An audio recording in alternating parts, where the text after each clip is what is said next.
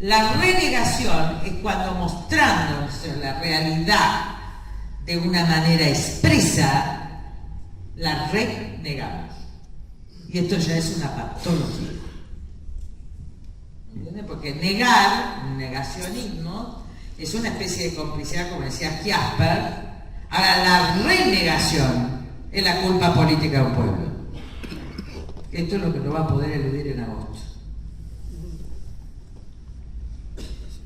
Y los que piensan superfluo, lo piensan en todas las clases sociales, muchachos. Y especialmente en las clases más acomodadas. Por eso nuestra militancia tiene que ser con nuestra clase. Nosotros nos vamos a ocupar también, pero los pobres, como tienen el corazón más sensible, tienen un entendimiento más claro. En los que tienen el entendimiento más cerrado son los sectores que no necesitaron de cosas esenciales en la vida y que siguen modas. Si está de moda Reutemann, si está de moda Mauricio, estoy de moda yo. Así no es. Porque se va a poner de moda Scioli, que es la clara expresión de la indignidad de un hombre. Si un hombre puede arrastrarse como se arrastra Scioli, ¿cómo va a defender la dignidad de un pueblo y de la nación?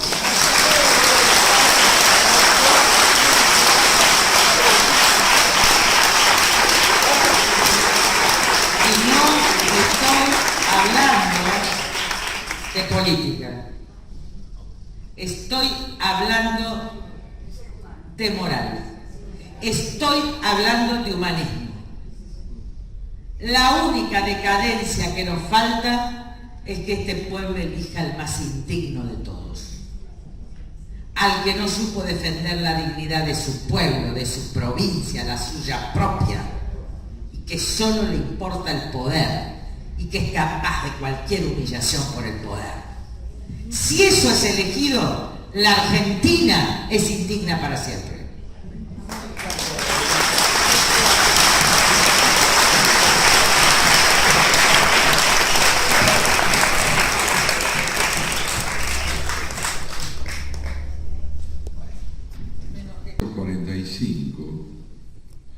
Pasa a ser dirigida por un hombre que tiene delante de sí una tarea ciclópea, que es Adenauer. Tratemos de reflexionar un minuto sobre lo que significa dirigir el Estado alemán en 1945, en el cual el nazismo desde un punto de vista había sido derrotado, desde otro punto de vista no. No, en parte por lo que recordaba bien Lilita recién, refiriéndose a Jaspers, que decía la culpabilidad alemana. Alemania había sido cómplice de su régimen. Los gobernantes se sostienen apoyados también en el respaldo que reciben de sus pueblos. ¿Cómo logra ese hombre llevar adelante un proceso de reeducación?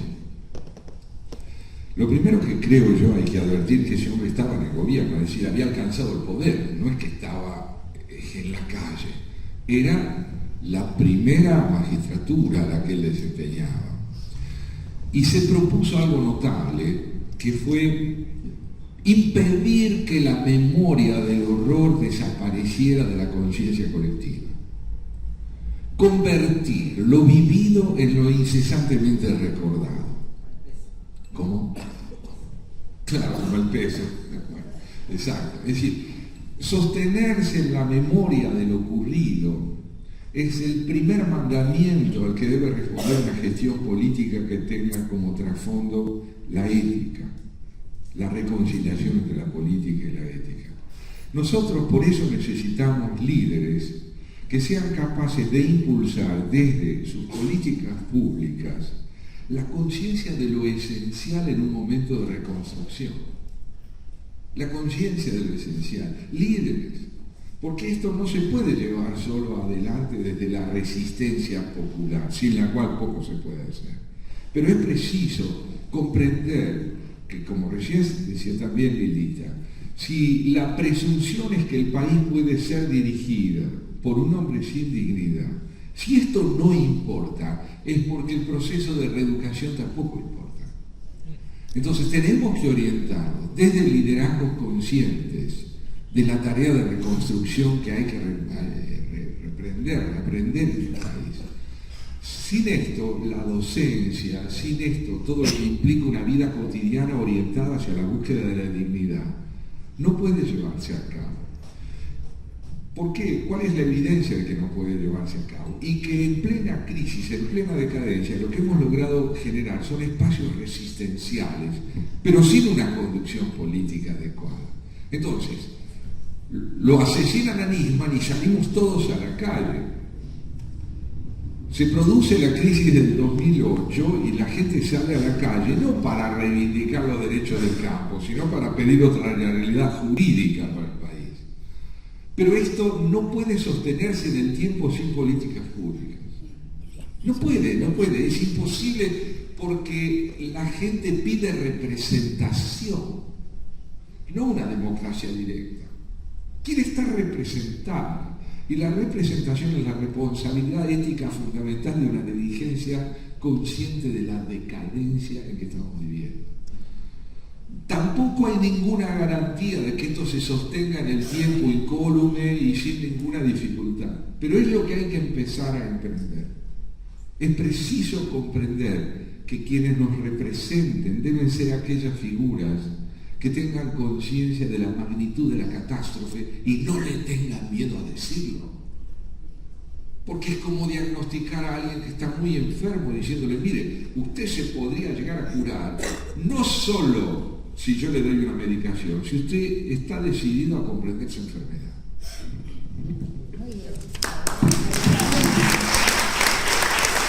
Complicar lo de Santiago, yo veo un movimiento profundo por abajo, ¿no?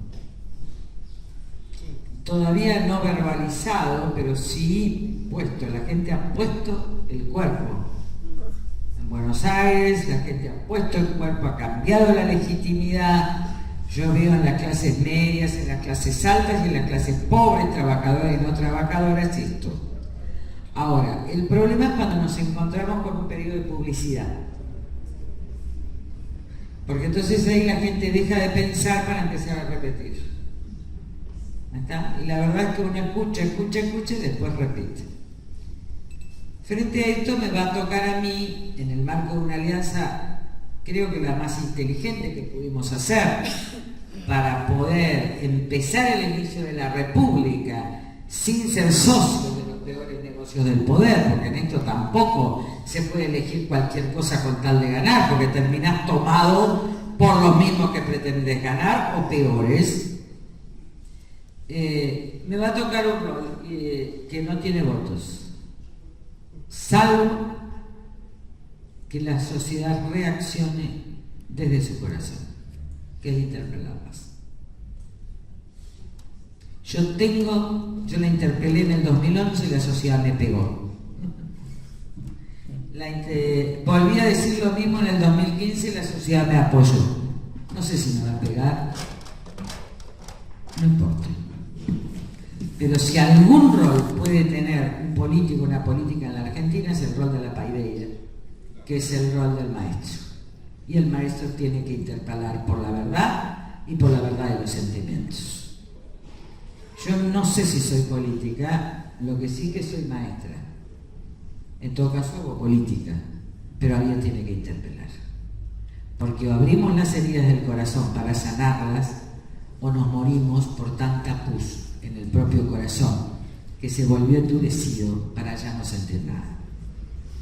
Digo, hay tanto cinismo en su clase política, por eso yo trabajo en mi casa y me salvan ustedes en el instituto y en otros lugares, porque no se puede. Pero hay algo peor que el cinismo en las fuerzas que quieren emerger, que es la ignorancia. Yo no le temo ya tanto, y voy a dejar a la corrupción. ¿Está? Bueno, ustedes saben bien a quién elegir si no quieren corrupción, y si quieren media corrupción también lo saben, así que tengo un problema mío. Me tengo más miedo a la mediocridad. Es decir, que yo puedo hablar con él y podemos entender, hay un profundo entendimiento del mundo, de lo que el Papa llama una tercera guerra mundial en pedazos, donde nosotros estamos entrando frívolamente en ese pedazo de la tercera guerra mundial. Que bueno, ya se los he explicado de geopolítica, lo vengo diciendo hace 2 años, pero también debo reconocer que no pude hablar con un solo candidato a presidente de este tema. Debo reconocer que no pude entablar una conversación en un momento de crisis mundial sin precedentes, y entonces aprendí mucho de lo que era, porque yo desde chica estudio en Daring, estudio Alemania, estudio Kiasper, creo que tenía 20 o 29. ¿Cómo no pudieron ver los alemanes? ¿No? La pregunta, gente sana, gente que no tenía, que no estaba, ¿cómo no pudieron ver lo que a los ojos posteriores era evidente? ¿Y sabes qué contesté? Si no lo quieren ver los políticos, ¿cómo lo iban a ver los habitantes? Y esto lleva a la relación entre política, verdad y saber. La verdad, cuando a mí me dicen que soy mística, no es una verdad, esa puede ser la verdad de la aminada, de la confianza, de la creencia. La verdad es el reconocimiento de la realidad con palabras y sin eufemismos. Acá nadie reconoce la realidad, que como dicen, la realidad es dónde estamos y cómo salimos. Por lo cual la esperanza viene no de la ilusión, que es una cosa distinta de la esperanza y de la fe. La fe es caminar por donde no se sabe, seguro de que el camino es el correcto. La esperanza es sostenerse con perseverancia en una ruta, cualquiera sea el resultado, porque no se trata de ganar y de perder, se trata de ser para cambiar la cultura. Entonces, ¿cómo se puede ser? Hay una deuda de la representación con el pueblo, que es la deuda del conocimiento, que es la deuda del aprendizaje cotidiano de todos los días, que es la deuda de estar a la altura de la complejidad del mundo para poder representar a quienes depositan tu confianza. Y lo opuesto a eso es el chanta, el mediocre, el que cree que sabe por qué hace un buen discurso, el que no se ocupa de nada como trabajo. Trabajo es estudiar el mundo para representar a tu pueblo, aunque sea el 1,8. Entonces, en esa medida me parece que todas estas cosas tan obvias, respecto no de la ignorancia como inocencia, que hay que mantenerla, el estado de naturaleza, sino de la ignorancia del chanta argentino. Y no hablo de nadie, ¿Está? Y a veces con los míos también le digo, no estudiaste lo suficiente. Cuando uno lee un escrito ya sabe si está bien hecho o no. Y la profundidad del estudio. Entonces, el problema de la Argentina, de ese chanta, de ese comodín, que es el problema de Cristina. Ella cree que está ante líderes mundiales y que enunciando la contratapa de un libro inexistente logra convencer de que es estadista y solo es un jurado de Tinelli.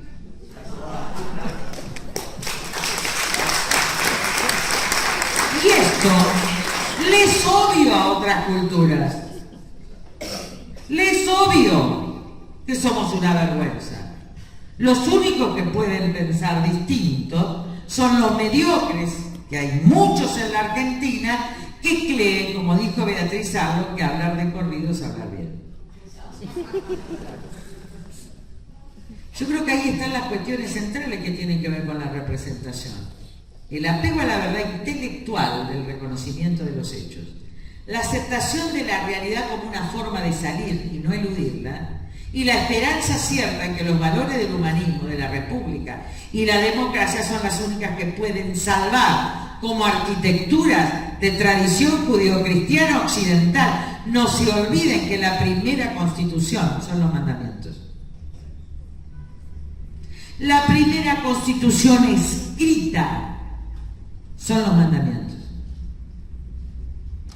Porque una constitución moderna, escrita, laica, tiene lo que el Estado no puede hacer, tiene los derechos, pero como contracara de las obligaciones.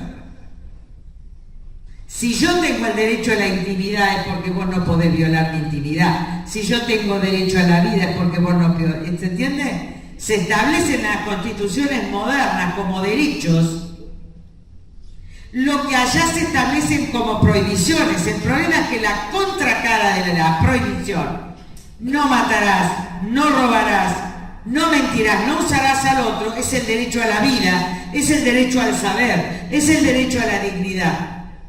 La primera constitución escrita es el Decálogo. Y no lo digo ahora, lo enseñaba cuando era chica, sin percibir con la profundidad de ahora. La traducción liberal de aquel pacto entre Dios y el pueblo, y recordarás siempre que fuiste esclavo. Y recuerda, ¿el Pesaj para qué es? Para que los judíos recuerden, y el Pesaj tendría que ser una fiesta nuestra. Bueno, yo mía es. Ahora empieza el inicio de la Biblia. ¿El Pesaj qué es? Porque se recuerda, es un memorial para que no te olvides que fuiste esclavo. Para que sepas que la libertad es un trabajo. Ese es el tema de la memoria que habla él. Entonces, lo primero que tenemos que hacer es que somos esclavos. Ese es el reconocimiento. Segundo, el primer principio de la vida es la aceptación de la realidad. Si se murió, se murió. ¿Está? Y el segundo es la esperanza y el proyecto. El problema es que nosotros no reconocemos la realidad, ni tenemos esperanza ni proyecto. Y eso, sumado a la mediocridad, la decadencia de una cultura que fue lo mejor de América en la cultura occidental y que hoy, por moda, por vacío, por mediocridad, estos intelectuales pagos, claro, si ganan 100.000 pesos, querido, de ganar 3.500, ¿cómo no van a decir cualquier cosa? Hablan ahora, se hicieron pro-iraníes, se hicieron pro-rusos porque quieren Stalin. ¿Se acuerdan de Stalin? Y lo ven a este. No es que no tenemos que hacer negocios con Rusia, no es que no tenemos que hacer negocios con China, es entender que no somos chinos y que el mundo va a ser plural y diferente, pero que nosotros tenemos una manda hereditaria, una manda cultural de florecimiento en América, que es una nueva democracia, una nueva prosperidad, una palabra gorda diría Borges, y una nueva escala de valores, pero no podemos renunciar a esto. Yo creo que ahí está el peor problema de la representación. Miren, si ustedes hoy me dicen, hay muchos corruptos en la Cámara de Diputados, yo les digo no. Hay muchos ignorantes, de la peor ignorancia que es la mediocridad.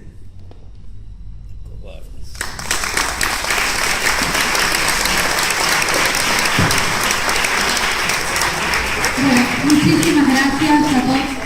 No, solo añadir una nota a pie de página a lo que ha dicho Lilita.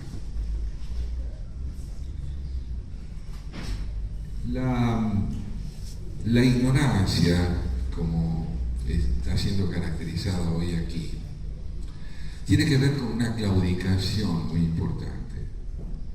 Y es la idea de que el hombre es una tarea.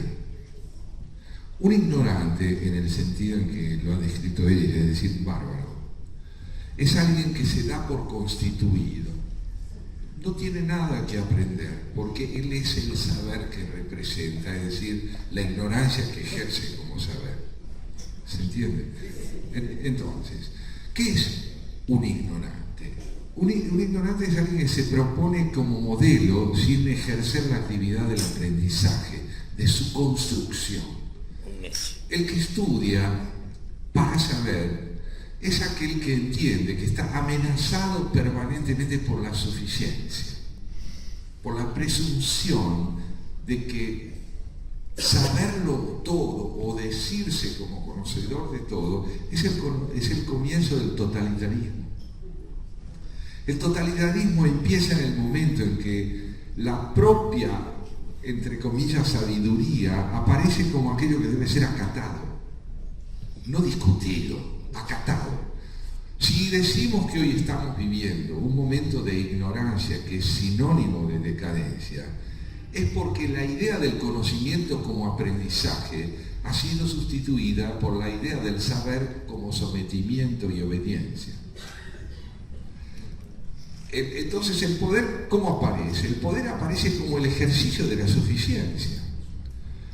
Es imperioso aprender a ver esto, pero no desde la suma y la resta, es decir, desde el favoritismo o no favoritismo. Las encuestas, que tienen una función, fundamentalmente responden a la sacralización del número, a una forma de idolatría. La nuestra es una cultura que ha sacralizado el número. Se piensa de verdad que el número es sinónimo de lo verdadero. Entonces, es muy importante comprender que la reconstrucción del conocimiento como tarea pasa por el descubrimiento de la ignorancia como signo de barbarie. Esto no es fácil de descubrir, esto no se puede realizar a través de un programa de estudios. Esto se realiza a través de una experiencia del dolor, del reconocimiento del propio padecimiento. Lilith hablaba de la gente humilde, que conoce la transparencia de las emociones, porque es en el mundo emocional básico donde vive y es allí donde encuentra el sentido de su propia experiencia. Si yo tuviera que resumir para terminar en una palabra que es la decadencia, diría que es la imposibilidad de reconocerse para emprender con esperanza un camino de construcción. Gracias.